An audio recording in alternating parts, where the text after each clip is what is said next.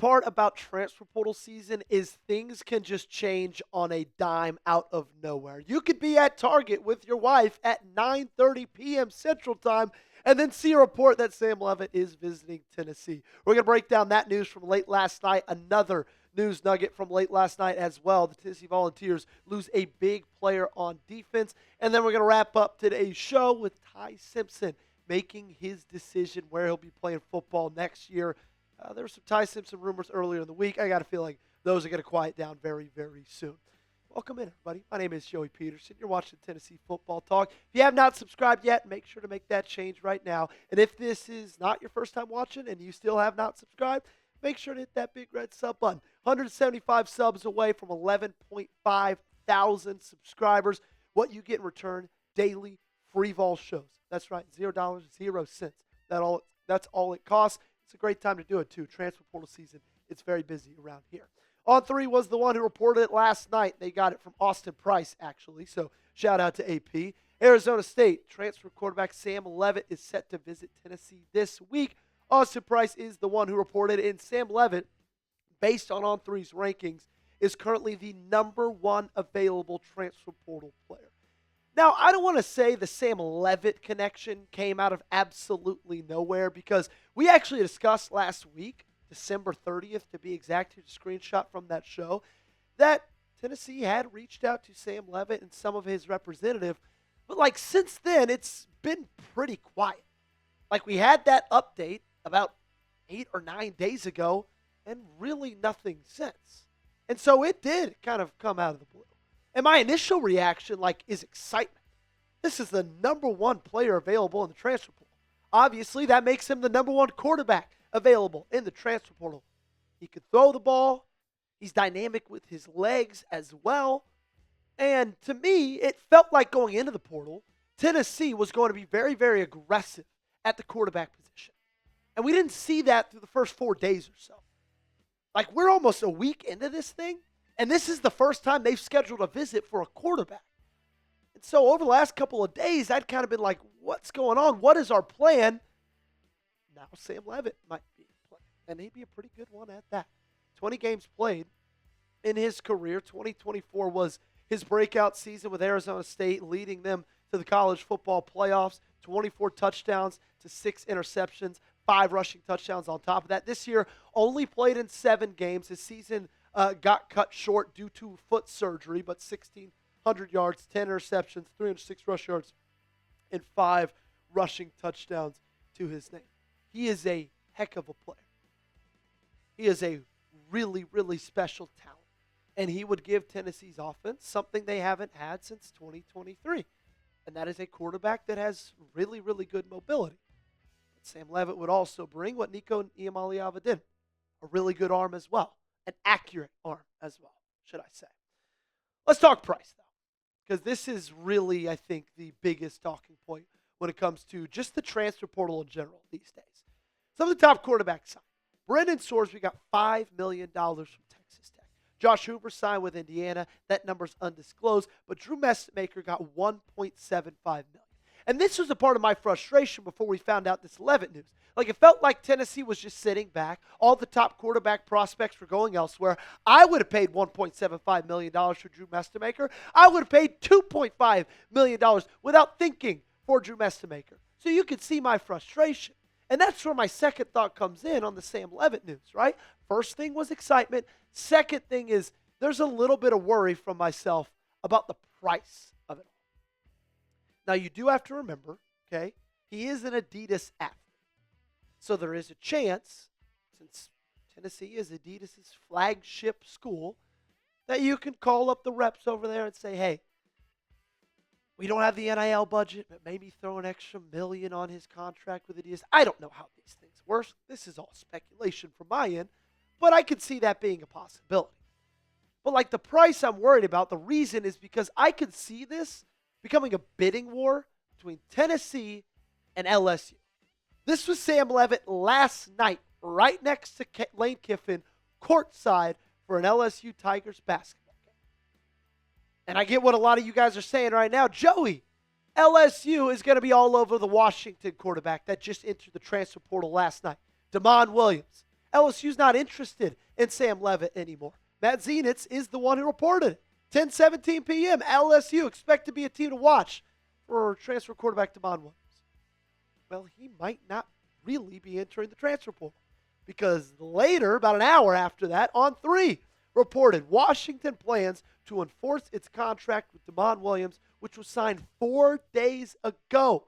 Sources tell On3 that LSU is the early team to watch. So Damon Williams signs a new contract on Saturday.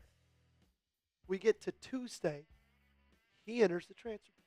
That is one of the biggest problems about this new age of college football because there's no repercussions for these athletes. Well, there might be for Williams. Pete Nakos talked a little bit more about it. Said the move comes 4 days after Williams inked a new contract to return to Seattle in 2026. Sources told On3 that Washington plans to enforce the deal. Sources have emphasized that Williams is under contract at Washington, and the Huskies expect him to be their quarterback in 2026. UW was set to make him one of the college football's highest paid QBs. The Big Ten is expected to get involved. So if this is true, right? If Washington does not let Williams leave, if they make him honor his contract, which frankly, as a human being, I think they should, then I feel like there's a good chance LSU looks at that and say, okay, that ship has sailed. Let's go all back in on Levit. Let's drive up the price, see if we can outpay Tennessee. Pete Nakos, when the transfer portal originally opened up, said that Sam Leavitt is expected to be one of the highest paid QBs, commanding $3 to $5 million. It's a lot of money, guys. I personally don't know how comfortable I would be going over 3.5 to 4. Like I've always said, my magic QB transfer portal number is 3. Maybe for a guy like Sam Leavitt, I'd be willing to up that 500,000, maybe even up at $1 million. But you have so many holes on defense.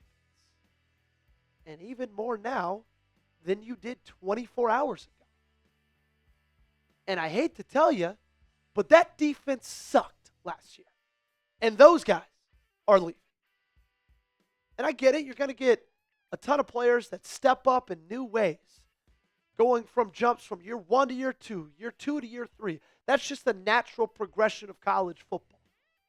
But still, man, I would hate to pay $5 million to a quarterback when that could realistically give you 5 defensive starters. 3 really good defensive starters. That's a hard thing for me to kind of weigh the balance between. But when it comes to the quarterback conversation, I think it's time to have a hard discussion. Because then there's the flip side of that coin. Somehow this coin has 3 sides to it. Because then it's like, okay, then what is this team going to be a quarterback next year? If they don't pay Sam Leavitt, if they don't get in a transfer portal player, what is this team's ceiling with a guy like George McIntyre?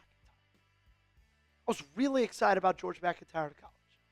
I'm not, my ship has not sailed on George McIntyre, and I don't want you guys to be upset with me in saying this. But something about the way that Josh Heupel has handled the whole George McIntyre situation over the last 3 months, it shows me a little bit that Josh Heupel might not have a ton of confidence in him to be this team's starting quarterback. The reports from On3, from Austin Price, from VolQuest, is that George McIntyre's number 1 goal in the fall was to put on weight. And he did not do that. He is 6'5", about $190. That's hard to be a quarterback in the SEC. Think about the end of the 2023 season, end of Joe Milton's run. The end of that year, we all knew, without a shadow of a doubt, Nico Iamaleava was going to be this team's quarterback next year. There were no ifs, ands, or buts about it. Josh Heupel made that apparent.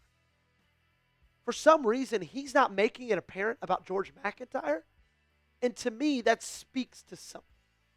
To me, that might tell me Josh Heupel doesn't have confidence in him to be a starter yet. Now, he might in 2027, and this is not even my opinion.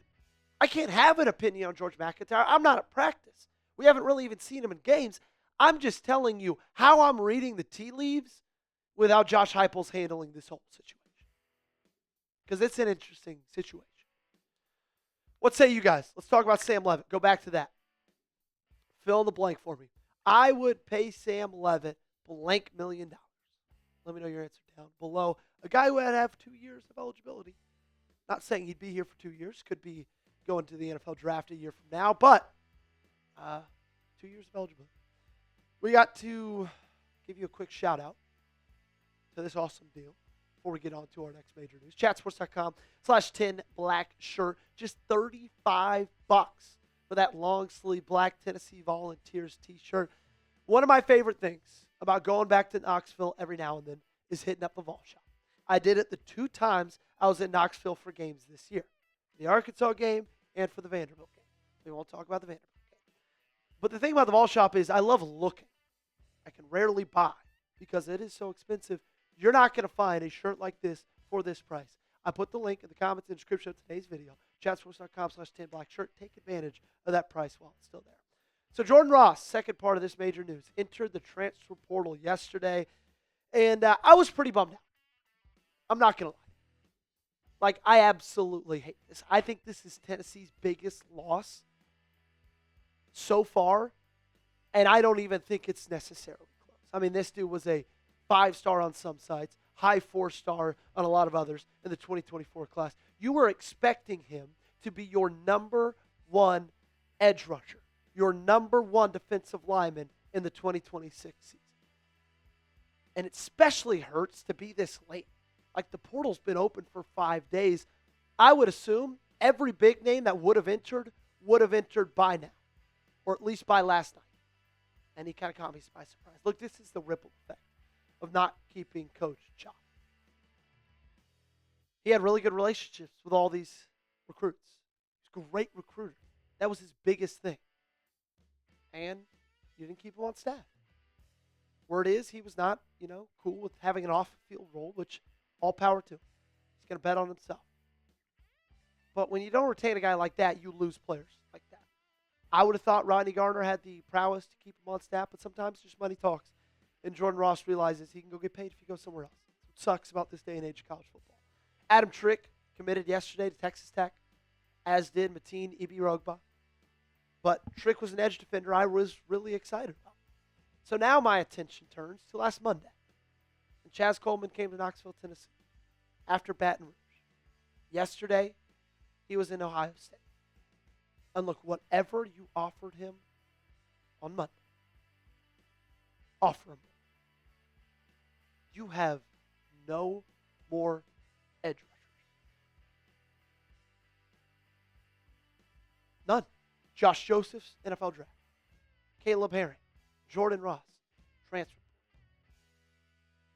I know some guys are going to step up naturally because they're going to get older. I get that. But still, man, you got to land Chaz Coleman. You missed on Trick.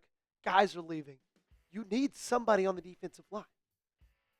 Some transfer portal exits so far. They've had 25 total. 20 of those are scholarship players. Ross, Herring, Shell, Grant, Satterwhite, Lofton, Max Gilbert, praise God, Emmanuel Okeye, Ricky Gibson, Amari Jefferson, Lance Hurd, Bennett Warren, Braylon Harmon, Colin Brazel, Tommy Winton, Max Anderson, Herb Gray, Trevor Duncan, Peyton Lewis, Jake Merklinger, Boo Carter, Marcus Gorey, Kellen Lindstrom, Brandon Aids, and Jamal Wallace. I think the 3 biggest exits so far are Caleb Herring, Jordan Ross, probably Ricky Gibson. Still, man, it's a lot of names, especially for a team that's only brought in 2. Might not only be 2 for long. Xavier Gilliam, defensive tackle for the Penn State Nittany Lions, just got a crystal ball from Chris Hummer to land at Tennessee. That happened early this morning. Expect that news to be finalized by the end of the day, of course. We're going to keep you updated here. But so far, the portal taketh, not as much given, unfortunately. You want to give the Vols better luck in the transfer portal than they have so far? Do one big favor. Hit that thumbs up button and like today's video. We're going to round today's show out. A little bit of a longer show. We knew it coming in. We got in here and I told Gage, look, we're going to be talking for a while. Pete Thamel reported today, Alabama quarterback Ty Simpson is turning pro. He just informed the Alabama coaches of his decision. And boy, have I been getting roasted on social media by Alabama fans. Personally, I don't care. about them roasting me on social media because they're not real people as far as I'm concerned. Not saying that Alabama fans aren't real people. I'm just saying if you make fun of people on the internet, you're probably not that great of a person in general. So why should I care what they think of me? Anyway, I digress. The rumors on Ty Simpson all week long were if he does not go to the NFL draft, then he's most likely going to enter the transfer portal. And On3's Chris Lowe said that if he enters the transfer portal, he's going to come to Tennessee. Would have been a massive get for Tennessee, obviously. It's not going to happen. He got that first-round grade. Apparently, he's going to the NFL draft. I don't know if he's going to get picked in the first round. I think it's coin flip at this point. But, hey, he wants to go play in the National Football League. I wish all the best to him. I truly, truly. That's going to do it for today's show. Make sure you guys got me followed on socials. Everything we talked about today, I tweeted about before we discussed. So make sure you, if you want, turn my notifications on Twitter as well, and make sure you subscribe to the channel. 16 and a half minutes on this one. Had a lot of fun. We had a lot of things to discuss. Probably won't be the last video of the day. So I'll either see you later or I'll see you early tomorrow.